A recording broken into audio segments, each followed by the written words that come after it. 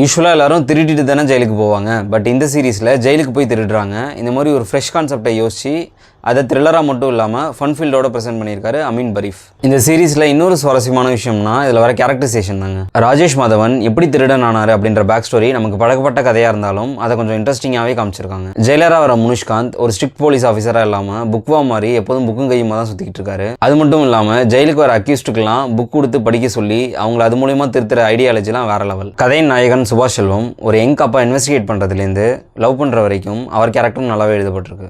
Then யூடியூபரான anti and அவங்க பக்கத்து வீட்டு பொண்ணு, சவப்பட்டி செய்கிற ஆசாரின்னு இந்த மாதிரி சின்ன சின்ன கேரக்டருக்கும் ஸ்பேஸ் கொடுத்து அவங்கள மெயின் ஸ்டோரியோட கனெக்ட் பண்ண விதம் நல்லா இருந்துச்சு. இந்த சீரிஸோட பிரச்சனைன்னு பார்த்தீங்கன்னா இது ஒரு mini series and episode duration கம்மியாக இருந்தாலும் பொறுமையாக போகிற ஸ்க்ரீன் பிளேனால ஒரு லென்த்தி ஃபீல் கொடுக்க தாங்க செய்யுது. சப்ளாட்ஸ் நிறைய இருக்கிறது பிரச்சனை இல்லை, அது ரசிக்கும்படி இல்லாததான் பிரச்சனையே. காமெடிஸ் நிறைய இடங்களில் ஒர்க் ஆகலை.